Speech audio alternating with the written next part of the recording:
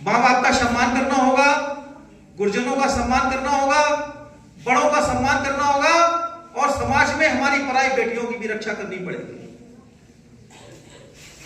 तो बेटा आप सबके सपने होंगे, सपने हैं, सपने हैं, क्या सपना है?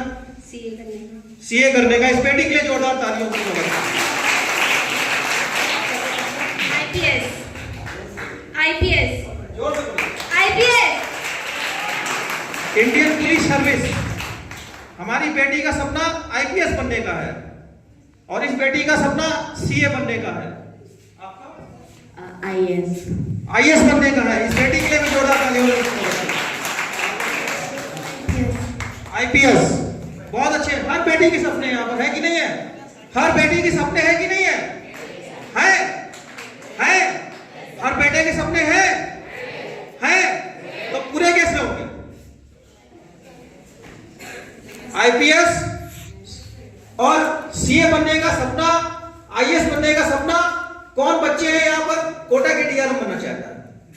ऐसा कोई बच्चा है जो कोटा का डीआरएम और डिस्ट्रिक्ट मजिस्ट्रेट बनना चाहता है बच्चे?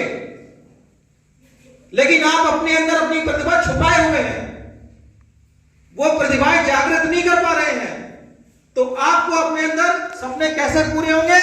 सपने पढ़ाई से पूरे होंगे, मेहनत करके पूरे होंगे। चरण चूम लेती है मंजिल अगर व्यक्ति अपनी हिम्मत ना हारे। 2 तारीख को कानपुर में बहुत सर्दी थी, टेम्परेचर 3 डिग्री था, लेकिन हमारी टीम ने हमको हौसला दिया और मैं 2 तारीख को चक्का जाम, मुझे कार से झांसी तक आना था, चक्का जाम हो गया, मैंने कार कानपुर में छोड़ी और मैं ट्रेन से जनरल टिकट लेकर के, क्योंकि झांसी में मुझे एक डिग्री कॉलेज में मेरा प्रोग्राम था, बेटियों को संबोधन करना था, तो मैंने जनरल टिकट लेकर के भरी भीड़ में सफर करके मैंने झांसी तक सफर तय किया कि सिर्फ हमारी बेटियां वहां पर बैठी इंतजार कर रही होंगी मुझे सुनने के लिए, मुझे हौसला देना था, तो मैं झांसी पहुंच गया।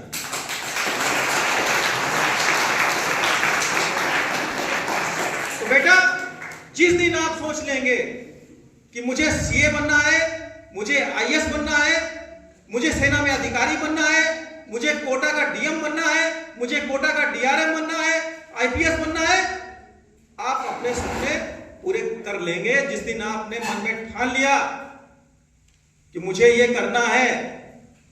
मेरे घर के सामने बहुत बड़ा मैदान है, फील्ड है। हाई स्कूल में जब 10th की परीक्षा थी 95 में, मैं खेलता था बहुत, उस फील्ड में बहुत खेलता था। पोजीशन ही आई, 2nd डिवीजन आई, मेरे सारे दोस्त 1st डिवीजन से पास हुए थे। मुझे बहुत, मेरी mother teacher, now she is 85 years old, 85 साल की है, मेरे अभियानों में लगी रहती है। उनकी इंस्पिरेशन से मैं ये अभियान कर रहा हूं। पेस मेकर लगा हुआ है, लेकिन हमारे अभियानों में चलती है सिर्फ आप लोगों के लिए कि हमारे भारतवर्ष के बेटे आगे बढ़े। तो जब मेरी 2nd डिवीजन आई, मेरे मन में बहुत, mother teacher, father government job में, मैं कैसे निकलूं बाहर? मुझे बहुत अंदर से यह हुआ कि मैं आत्महत्या करूं। मेरी 2nd डिवीजन क्यों आई? मम्मी ने समझाया कि बेटा तुम्हारी 2nd डिवीजन इसलिए आई, तुमने अपने लक्ष्यों को हाई स्कूल में होते हुए भी तो आपने अपने लक्ष्यों को निर्धारित नहीं किया, सारा दिन आप खेलते रहे, तो 2nd डिवीजन आई। तो मैंने मम्मी से एक वादा किया, मम्मी आज के बाद से मैं 2nd डिवीजन नहीं लाऊंगा। 12th किया 1st डिवीजन, बीएससी किया 1st डिवीजन, एमएससी किया 1st डिवीजन, बीएड किया 1st डिवीजन, डॉक्टरेट किया 1st डिवीजन। तो सपने अपने अंदर समाहित करने पड़ेंगे। जो भी काम करो बेटा, जो भी काम करो तुम बच्चों बड़ी लगन से करना, करते करते मिले सफलता याद ऐसे तुम रखना, रस्सी के आने जाने से भी पत्थर घिस जाए, कौन काम ऐसा है जग में जो करने से ना आए। Practice makes a man perfect. हमारी संस्था कोई पैसा नहीं लेती है, हमारी संस्था कोई पैसा नहीं लेती है, हमारी टीम बनी हुई है, हम लोग बस आपको जागृत करने का काम कर रहे हैं। हमारी गुरु दक्षिणा के रूप में जिस दिन हमारी बेटियां, भारत की बेटियां, आप अपने सपनों को पूरा कर लेंगी, उस दिन हमारी ये गुरु दक्षिणा पूरी होगी और कोटा में आने का अभियान हमारा सफल होगा। तो बेटा एक छोटी सी स्टोरी सुनाने के बाद मैं अपनी वाणी को विराम देता हूं, चूंकि मेरी स्पीच 20 या 25 मिनट की होती है, तो कम से कम इतनी दूर से आया हूं, इतना बोलने का हक है। मैडम टाइम है नहीं है? है ना सर? बोलिए। बेटे खराब नहीं होते। एक छोटी सी स्टोरी बेटों के लिए। बेटे से ही समाज चलता है और बेटी से भी समाज चलता है। 1939 में मेरी मां पैदा हुई। 10 किलोमीटर दूर विद्यालय था, लेकिन मन में एक संकल्प था, मैं शिक्षा ग्रहण करूंगी, इसलिए अपने बच्चों और समाज के लिए। और बेटे, आजकल के बेटे मोबाइल के दौर पर ज्यादा गुजर रहे हैं। बेटियां आगे बढ़ रही हैं, लेकिन बेटे पीछे जा रहे हैं। तो बेटों को समझना है हमारे समाज में कि पराई बेटियों को भी हम अपनी बहन बेटी समझ करके उनकी रक्षा करें। उस दिन हमारा समाज सुधर जाएगा। छेड़खानी कौन करता है? हमारे बेटे करते हैं। कुंसित मानसिकता के जो बेटे होते हैं वो छेड़खानी करते हैं कि नहीं करते हैं? छेड़खानी किससे करते हैं? एक बेटी से करते हैं। वो बेटी भी किसी की बहन होगी। गुस्सा कब आता है बेटों को? जब आपकी बहन से कोई छेड़खानी करे, तो उस समय आपको गुस्सा आएगा कि नहीं आएगा? गुस्सा आएगा। जब आपकी बहन से, जो आपको सुनी कलाइयों में राखी बांधती है, गुस्सा आएगा, तो लाजमी है। तो जब आपकी बहन को कोई दूसरा छेड़ रहा है, गुस्सा आएगा। तो आप दूसरे की बहन को छेड़ोगे तो गुस्सा नहीं आएगा उस भाई को।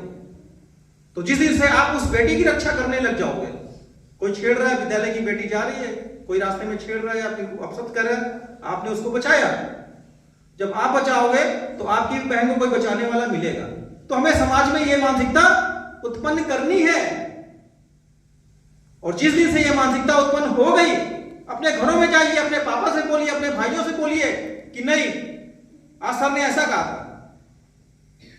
तो कहीं ना कहीं हमारा समाज एक परिवर्तनशील समाज बनकर के रहेगा और हमारे समाज में हमारी महिलाओं के साथ, हमारी बेटियों के साथ कोई छेड़छाड़ नहीं होगी।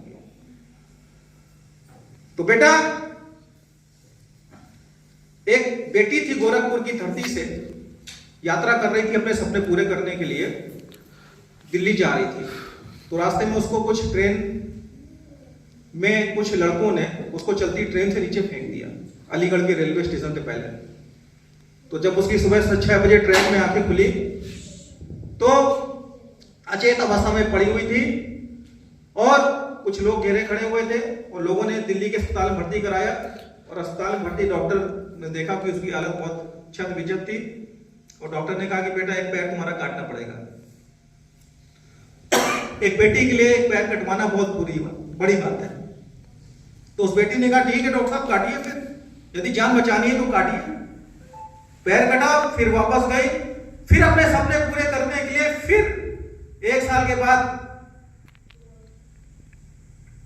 दिल्ली सपने पूरे करने के लिए उत्तरांचल गई। और उसका सपना था पर्वतारोही बनने का। सपना क्या था? पर्वतारोही बनने का।